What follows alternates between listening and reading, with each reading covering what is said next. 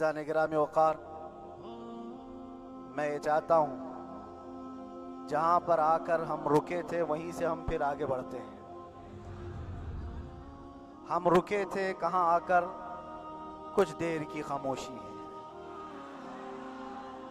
اس کے بعد ہم آگے بڑھتے ہیں، اس لیے کہ مجھے کوئی شعر اب یاد کرانے کی ضرورت نہیں اور نہ ہی کسی کے سامنے کچھ بولنے کی ضرورت ہے۔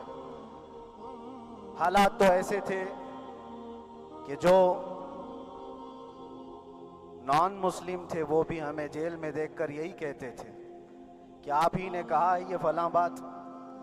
ہم نے کہا اللہ تبارک و تعالیٰ نے تم کو بھی یاد کرا دیا۔ میرے عزیزو، ستیزہ کار رہا ہے ازل سے تا امروز، شرار ابو لہبی سے چراغ مصطفیٰ بھی۔ یہ آج کل کے معاملات نہیں، ابتدا سے حق اور باطل کے معرکے ہوتے رہے۔ لیکن ایک بات میں آپ سب کو بتانا چاہتا ہوں، مظفر کو مقید نہ سمجھ اے سیاد۔ سیدنا مظفر حسین کچھوچوی رحمت اللہ تعالیٰ علیہ جیل گئے تھے، قید میں تھے، تب انہوں نے یہ شعر کہا تھا کہ مظفر کو مقید نہ سمجھ اے سیاد، میری یہ اسیری بھی سنت آبائی ہے۔ میرے آبا و اجداد کی سنت ہے جس پر میں عمل کر کے آ رہا ہوں، میرے بزرگوں کی یہ سنت تھی۔ بہرحال جن کو جس راستے سے مجھے گزارنا تھا، لوگوں کے دلوں میں یہ ٹھنڈک تھی شاید کہ زبان بند کر کے چند دنوں کے لیے قید کر دیا جائے، مگر میرا عقیدہ یہ تھا کہ اللہ تبارک و تعالی جب تک چاہے کہ کوئی اس کے لیے پابندی نہیں لگا سکتا۔ وَإِن يَمْسَسْكَ اللَّهُ بِضُرٍّ فَلَا كَاشِفَ لَهُ إِلَّا هُوَ۔ رب تعالیٰ فرماتا ہے اگر اللہ تعالیٰ تمہیں کوئی مصیبت دے تو اس کے علاوہ کوئی ٹال نہیں سکتا۔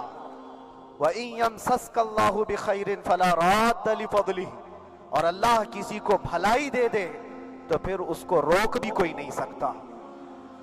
مولا تبارک و تعالیٰ اگر کسی کو کوئی مقام عطا کر دے تو ہزاروں کیڑوں کے پھڑپڑانے سے وہ مقام ختم بھی نہیں ہو سکتا۔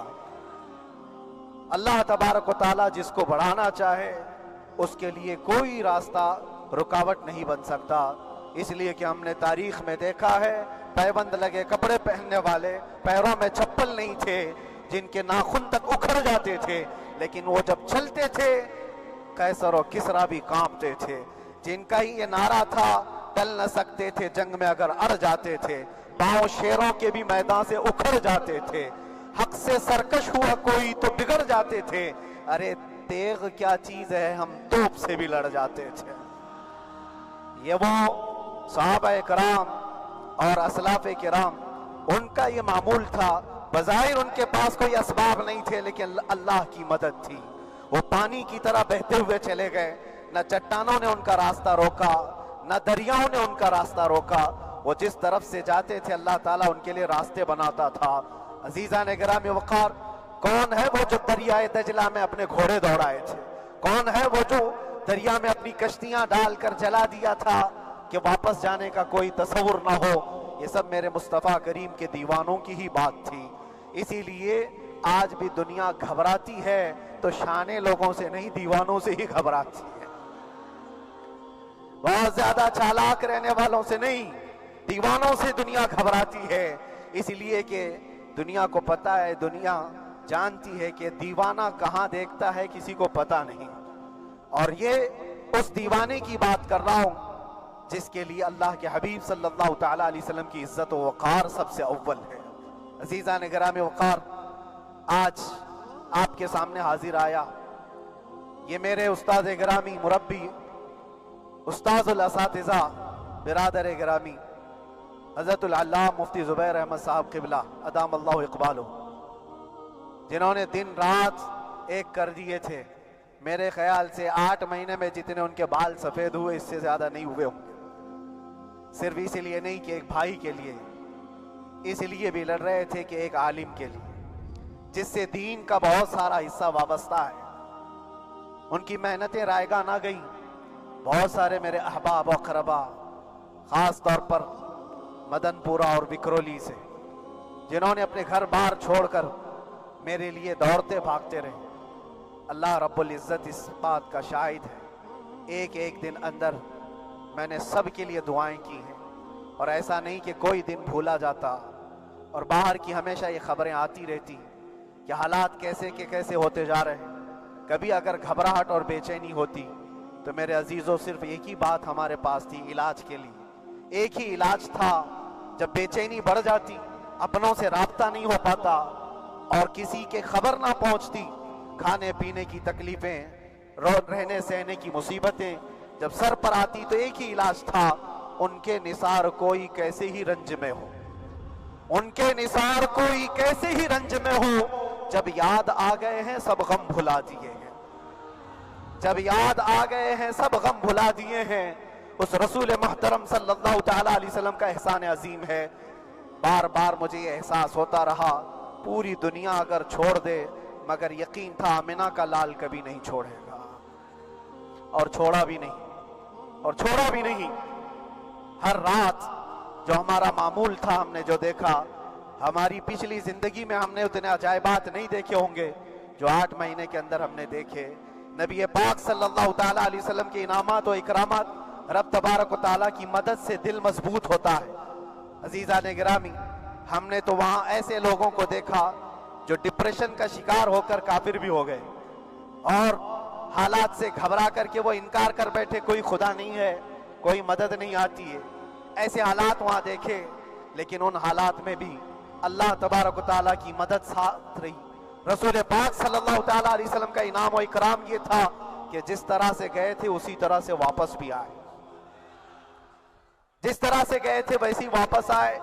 और ना मेरे मुस्तफ़ा ने बाहर मेरी इज्जत में कमी की, ना अंदर इज्जत में कमी की, कहीं पर भी नहीं। अल्हम्दुलिल्लाह, जिस शान के साथ रसूल पाक सल्लल्लाहु तआला अलैहि वसल्लम अपने चाहने वालों को रखते हैं, वो मैंने दुनिया में देखा। और फिर ये अर्ज किया, आका आज आपकी इज्जत पर बात करने वाले को, चाहे वो 1000 काल कोठरी के अंदर हो, आप इज्जत के साथ बिठाते हैं, तो फिर क़यामत के दिन उसकी इज्जत का क्या हाल होगा। अर्श हक है मसनद रिफात रसूलुल्लाह की, देखनी है हश्र में इज्जत रसूलुल्लाह की। मेरे अजीजों, एक बात को तय करके चलो, उन्हें जाना, उन्हें माना, न रखा गैर से काम, लिल्लाहिल हम्द मैं दुनिया से मुसलमान गया। उस एक बात में जो इज्जत है, दुनिया के किसी मकाम और मनसब और मर्तबे में इज्जत नहीं। और हालात दुनिया इंशाअल्लाह मैं सुनाता रहूंगा। अल्लाह तबारक व तआला जब तक ये जुबान रखा है, हक बोलते रहेंगे और सुनाते रहेंगे, और भी हालात आपको इंशाअल्लाह अज़ीज़ आगे सुनाते रहेंगे। लेकिन आज खुसूसियत के साथ मैं जुमा के लिए इसीलिए हाजिर आया कि यहाँ के लोग पल पल याद करते रहे। हज़रत मुझे हर बार खबर देते कि जब नमाज से फारिग होकर के मैं निकलूं तो मुझे लोग पकड़ लेते, क्या हुआ, अब क्या खबर है। तो जिस कदर आपकी बेचैनी थी, बेकरारी थी, मेरे अजीजों, मुझे भी मिलने की बेचैनी और बेकरारी थी। लेकिन ये एक स्टेज था जिससे गुजारा गया है, एक मकाम था जिससे गुजारा गया। मैं तो एक निकम्मा आदमी, मैं तो एक कम पढ़ा हुआ, लेकिन आपको बुजुर्गान दीन की अगर तारीख पता हो, इमाम आजम अबू हनीफा रदियल्लाहु ताला, जिनको नाहक जेल में रखा गया था, इमाम मूसा काजिम रदियल्लाहु ताला 7 साल तक कैद में रहे। ये कौन इमाम मूसा काजिम, जिनके दरबार में जाने के लिए गौसे आजम अब्दुल कादिर जिलानी रदियल्लाहु ताला 4 किलोमीटर दूर अपनी चप्पल उतार दिया करते थे। इमाम मूसा काजिम का वो दरबार है जिनको बाबुल हवाइज कहा जाता है।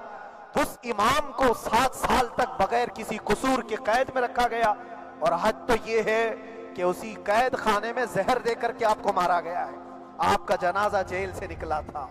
इमाम अहमद बिन हम्बल, जिनको 5 लाख हदीसें याद हैं नबी पाक सल्लल्लाहु तआला अलैहि वसल्लम की, बगदाद के सरे बाजार आपको नंगी पीठ पर कोड़े मारे गए।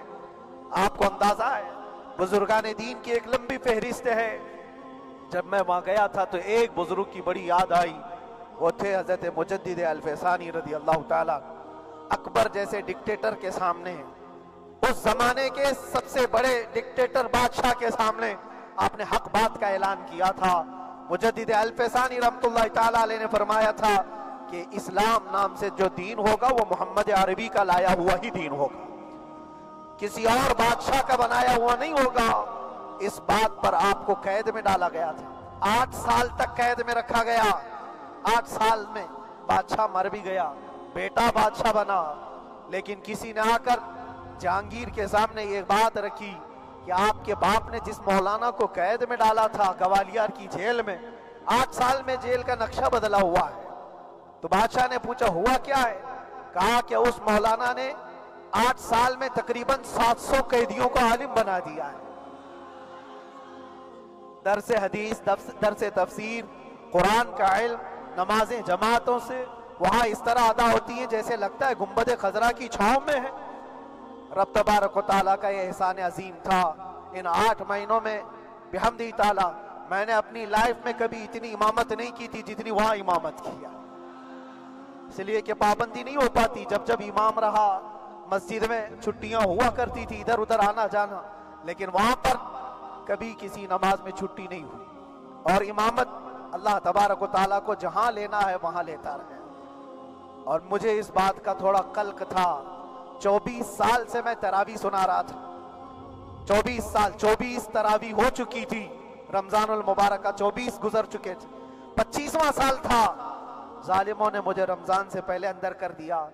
بار بار یہ خواہش ہوتی تھی کہ میری تراویح چھوٹنے نہ پائے، 25ویں تراویح ہے، 25ویں محراب ہے، لیکن رب تبارک و تعالیٰ کا احسان، اندر موجود سارے مسلمانوں نے یہ مطالبہ کیا کہ ہم یہاں جماعت سے تراویح قائم کریں گے۔ اور اب تک لوگ الم تری کیف والی تراویح کبھی کبھار پڑھ لیا کرتے، لیکن سارے لوگوں نے مل کر کے یہ اتفاقاً کہا کہ ہم پورا قرآن آپ سے سننا چاہتے ہیں۔ کیسے کیسے قیدی تھے، کیسے کیسے کرائم والے تھے۔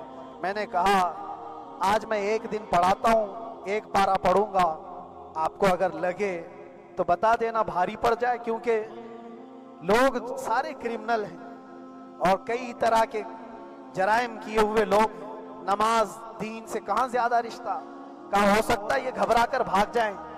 ایک دن پڑھاؤں گا، اگر آپ کو لگے تو بول دینا، نہیں تو کل سے الحمد للہ۔ پہلے دن تراویح پڑھا ہے، دوسرے دن سارے لوگوں نے کہا آپ نے ایک پارہ پڑھایا ہے، سحری تک بھی پڑھائیں گے تو انشاءاللہ کھڑے رہیں گے۔ یہ جو استقامت، یہ ساری چیزیں دلوں کا جمع ہونا اور ہماری طرف دلوں کو پھیر دینا بغیر اللہ کی مدد کے نہیں ہوتا، رسول پاک صلی اللہ تعالیٰ علیہ وسلم کے کرم و احسان کے بغیر نہیں ہوتا۔ وہ تراویح بھی پڑھتے رہے، تفسیر قرآن بھی سنتے رہے اور قرآن کی تعلیم بھی لیتے رہے۔ پھر مجھے اندازہ یہ ہوا کہ رب تبارک و تعالیٰ کی منشا یہ تھی کہ ہماری تراویح کی محراب کی سلور جبلی جیل کے اندر ہو جائے۔ مجھے اس بات کا کوئی قلق نہیں رہا کہ میری کوئی چیز چھوٹ گئی ہے۔ ہاں، عید، بقرعید، محرم، یہ تمام چیزیں لوگوں کی یاد تو رہتی، رشتہ دار، احباب اقربا کی یاد، لیکن اللہ کی مرضی، میرا رب تبارک و تعالیٰ جو پسند کرے اس میں ہم راضی ہیں۔ اگر مولا یہ چاہتا ہے کہ میں تنہا پڑھوں تو اس کی رضا میں ہم راضی ہیں، اگر وہ چاہتا ہے کہ مجمع ہزاروں میں ہم نماز ادا کریں تو اس کی مرضی پر ہم قائم ہیں۔ عزیزان گرامی وقار، صبر اور سکون کے ساتھ جو حالات گزرے اس میں سب سے بڑا کردار آپ سب کی دعاؤں کا ہے، سب کی دعاؤں کا۔ مشائخ، سارے پیران اعظام، تمام سلاسل کے اور ہر مسجد کے امام اپنے محراب اور منبر سے جو دعا کرتے رہے، یہ سارا ذخیرہ میرے لیے اتنا بڑا ہے جس کو میں بیان نہیں کر سکتا۔ ہر ایک کی جانب سے دعائیں، عورتوں بچوں کی طرف سے منتیں، روزے، نہ جانے کیا کیا کر لیا۔ پھر مجھے اندازہ ہوا کہ صرف اپنے آرام، اپنے راحت کے لیے پھڑپھڑانے سے کچھ نہیں ہوگا۔ رب تبارک و تعالیٰ یہ چاہتا ہے کہ پوری امت مل کر کے اس فقیر کے لیے دعا کرے، اور اللہ تعالیٰ کو جب تک منظور تھا تمہاری دعائیں ہوتی رہی۔ بعض لوگوں کو یہ خیال بھی آیا، کچھ میرے احبا اقربا رشتہ داروں نے بھی کہا اتنی ساری دعائیں ہوئی، اتنی ساری دعائیں ہوئی، قبول کیوں نہیں ہوتی؟ ایک بات یاد رکھو، پوری دنیا مل کر کھڑے ہو کر دعا کرے، اللہ کی قدرت پر کوئی کام کرنا واجب نہیں ہے، اللہ پر کوئی چیز واجب نہیں ہے، اگر وہ اپنے فضل سے عطا کر دے تو اس کا احسان ہے، اس کا احسان ہے۔ اب چاہے وہ سال بھر میں قبول کرے کہ 5 سال میں قبول کرے، ایک بات یاد آتی ہے میرے عزیزو، ہماری قید تو 8 مہینے کی ہوگی، ان بزرگان دین کی قید 8 سال 7 سال۔ امام محمد بن حسن عسکری 20 سال تک قید میں رہے، 20 سال تک اندر سلاخوں کے پیچھے بند رکھا گیا۔ یہ اہل بیت اطہار ہیں، ائمہ اعظام ہیں، ان کی تکلیفیں دیکھ کر پھر ہماری تکلیف چھوٹی لگتی، اور پھر نبی پاک صلی اللہ تعالیٰ علیہ وسلم کی یاد آتی۔ صرف اس بات کا ہمیں فخر تھا کہ تم نے کبھی چوری کے الزام میں تو نہیں گرفتار کیا، کسی گھنانے الزام میں تو نہیں گرفتار کیا، ہاں اگر کسی بات پر گرفتار کیا ہے تو ان سے پوچھو تو اب یہ بولنے میں بھی شرم کرتے ہیں۔ مولانا کو کیوں گرفتار کیا ہے، مولانا کو کیوں اندر رکھا ہے، شرم آتی ہے بولنے میں، کیونکہ انہوں نے کچھ ایسا بولا تھا جس کو بولنے میں شرم آتی۔ کیا بولا تھا میرے عزیزو، یہ ایک الگ کہانی ہے، ابھی میں اس پر کچھ گفتگو نہیں کرتا، اس لیے کہ ہر ایک کو یاد ہو چکی ہے، ہر ایک کو یاد ہے، میں اس کہانی کی طرف نہیں جاتا، لیکن اتنا مجھے آج اس ملک میں رہتے ہوئے احساس ہے کہ ابھی بھی انصاف ختم نہیں ہوا ہے۔ انصاف پوری طرح ختم ہو جائے تو اللہ کا عذاب آ جائے گا، اللہ کا عذاب آ جائے گا۔ چند لوگ ناانصافی کر سکتے ہیں، لیکن پوری کی پورے روئے زمین پر رہنے والے انسان ناانصافی کرے، ایسا نہیں ہوتا۔ ہمارے حق میں سپریم کی طرف سے جو انصاف آیا ہے، ہمارے دل میں اس قدر جگہ ہے آج، اور اس قدر احساس ہے کہ ہمیں یہ اندازہ آج بھی ہوتا ہے کہ چاہے کچھ بھی ہو جائے لیکن انصاف پوری طرح سے مر نہیں سکتا، انصاف پوری طرح سے مر نہیں سکتا۔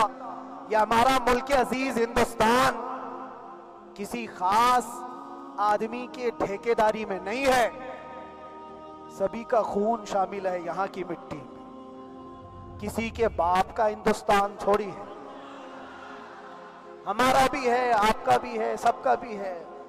اور میرے عزیزو پتہ نہیں، یہ بھی شاید راحت اندوری صاحب کا شعر ہے، اور اس سے پہلے بھی کچھ بولا تھا، وہ بھی ان کا ہی تھا، تو ڈینجر ہی ہوا کرتا ہے۔ اللہ تبارک و تعالیٰ آپ سب پر فضل فرمائے، کرم فرمائے۔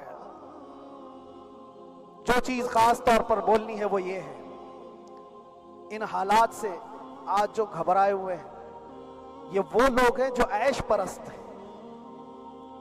میں کسی کو خاص ٹارگٹ کر کے نہیں کہنا چاہتا، لیکن بہت سارے وہ لوگ جو اثر و رسوخ رکھتے ہیں لیکن وہ آگے آنا نہیں چاہتے، دین اسلام پر حملے ہوں، حضور پاک کی عزت پر حملہ ہو، کسی کو بولنا نہیں ہے، کیونکہ پتہ ہے دیکھو اس مولانا کو کس طرح کی ہے، اسی طرح دوسروں کو بھی کر دیا جائے۔ جو کمفرٹ زون میں بیٹھنے کے عادی ہو گئے وہ اپنا ایریا چھوڑ کر ہٹنا نہیں چاہتے۔ اگر میں کچھ کہوں گا حضور پاک صلی اللہ تعالیٰ علیہ وسلم کی ناموس کے لیے تو میرا عیش خطرے میں آ جائے گا، اکثر کی یہی سوچ ہے۔ میرا تو اپنا دھندا ہے، میرا بزنس ہے، میرے بیوی بچے ہیں، ہو سکتا ہے مولانا کو کسی چیز کی فکر نہیں ہوگی۔ آپ کو میں بتاؤں، آپ کو اندازہ نہیں ہمارے دل میں ہمارے بچوں کی کتنی محبت ہے۔ میرے بھی چھوٹے سے بچے ہیں، جب وہ جیل کی سلاخوں کے سامنے آ کر آنسو بہاتے تھے تو دل پر چھریاں چلتی تھی۔ وہ بچے جو ہمیشہ ہمارے سینے پر سوتے رہے، آج میں ان کو چھو بھی نہیں سکتا۔ جب وہ سلاخوں کے پیچھے کھڑے ہو کر دور سے رو کر کے چلے جاتے 15 منٹ، تو کیا ہمارے دل میں بچوں کی محبت نہیں؟ کیا ہمارے گھر بار نہیں، ہماری بہنیں، ہمارے بھائی، ہماری ماں نہیں؟ کتنے تو دن ایسے ہوئے کہ میری ماں کو دورے پڑتے رہے یاد کے لیے، تو کیا وہ ہمارے اوپر کیفیت نہیں آتی کہ ہم خامخواہ یہ مصیبت کیوں مول لیے؟ میری بیٹی تو جھگڑا کرتی اس بات کو کہ کیوں آپ اکیلے ہو، بہت سارے لوگ ہیں سب کا خیال کرتے ہوئے، لیکن میرے عزیزو یہ ان کی اپنی محبت ہے، سارا ایک پریوار، اور اس سے زیادہ میرے شاگردوں کی ایک دنیا ہے۔ کتنے ایسے ہیں میں جانتا ہوں کہ 8 مہینے تک नरम ग़िज़ा नहीं खाई मेरे उन बच्चों ने। मैं जानता हूं उनका सिर्फ ये ख्याल था कि अंदर पता नहीं जेल में आप क्या खा रहे होंगे, हम यहाँ नरम ग़िज़ा नहीं खाएंगे, गोश्त मछली नहीं खाई। हालांकि ये कोई चीज तुम्हारे ऊपर वाजिब नहीं थी। ये हालात मैं इसलिए बता रहा हूं मेरे अजीज, किसी के वहमो गुमान में अगर ये है तो निकाल दे कि मेरे आसपास कुछ नहीं है, मैं किसी को चाहता नहीं, या मेरे साथ मोहब्बतें नहीं है। कसरत से मोहब्बत करने वाले लोग हैं मेरे पास। मेरे इन भाइयों की और मेरे बहनों की, मेरे घर वालों की मोहब्बत तो ऐसी है कि उनके घरों के बच्चों के मामलात भी बगैर मुझसे पूछे नहीं होते।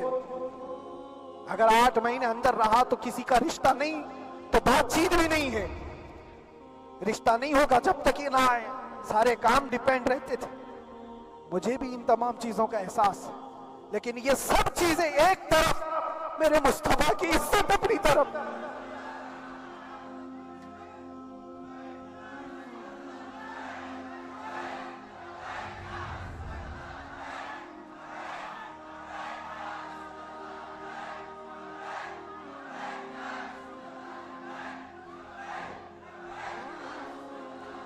मेरे अजीजों,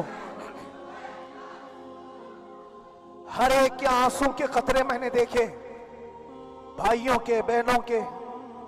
मेरे पास मिलने के लिए मेरे जो शागिर्द आते उनके, ये अक्सर जब जेल की दीवार पर आकर खड़े होते, इनकी आंखें लाल, ये आंसू बहाते 15 मिनट मुलाकात करके चले जाते।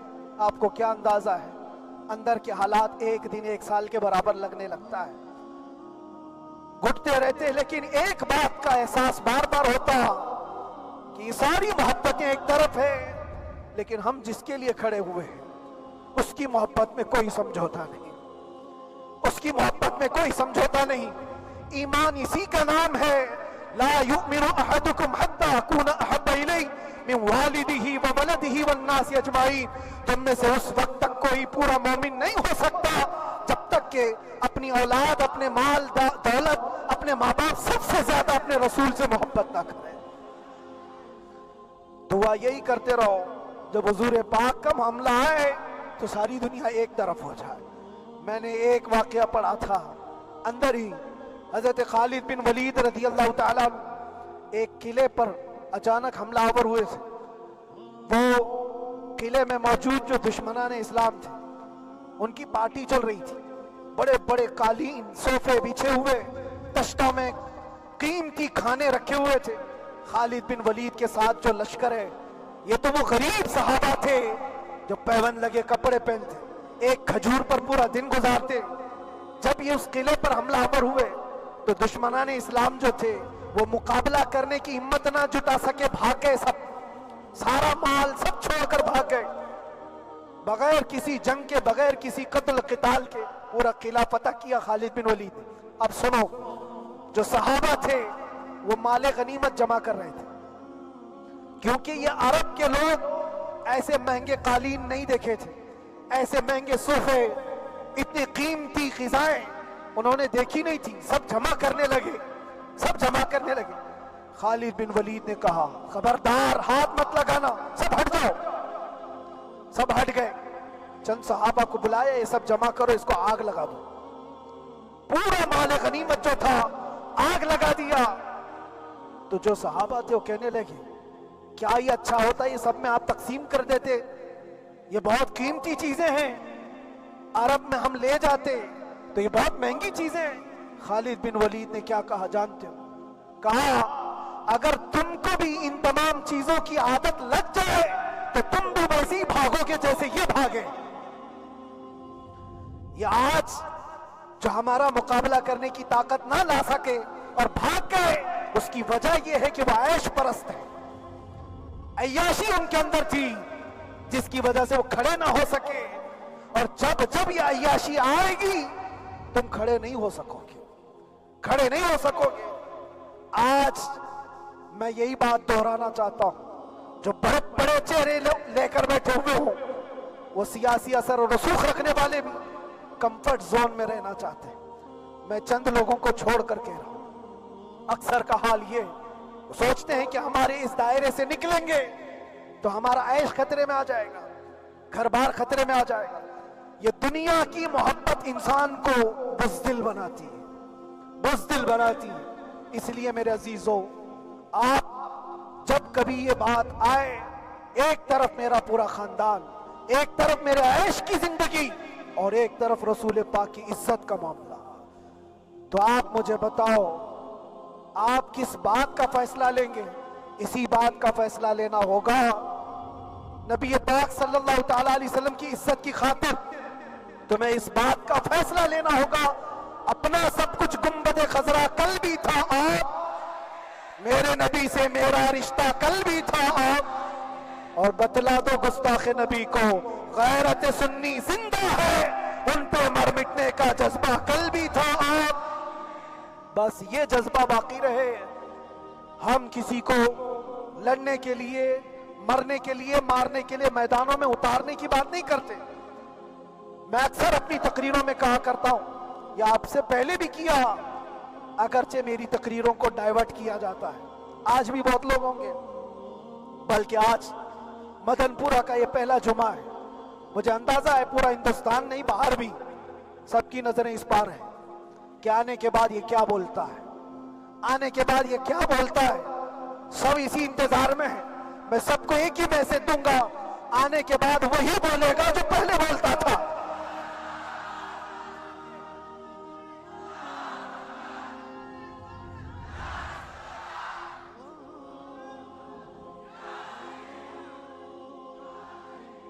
اگر کچھ غلط ہوتا تو ہمارے اس ملک عزیز ہندوستان کی سب سے اعلیٰ عدالت یہ نہیں کہتی کہ ان کے اسپیچ میں کوئی ہیٹ مسئلہ نہیں ہے۔ وہ ہمیں اندازہ ہے میرے عزیزوں، ہاں جہاں غلطی ہوگی ہم بھرے اعلان کے ساتھ کہیں گے کہ ہم سے یہ غلطی ہو گئی، ہم سے یہ خطا ہو گئی، زبان پھسل گئی۔ لیکن جو چیز نہیں ہے تو اگر تم زبردستی اس کو کہو گے تو یہ ہم نہیں مانتے۔ ہاں بس اتنی دعا میرے حق میں کریں کہ جتنی بھی زندگی باقی ہے اللہ تبارک و تعالی حضور پاک کی محبت اور ان کی عظمت کی حفاظت کے لیے جیتے مرنے کی توفیق عطا فرمائے۔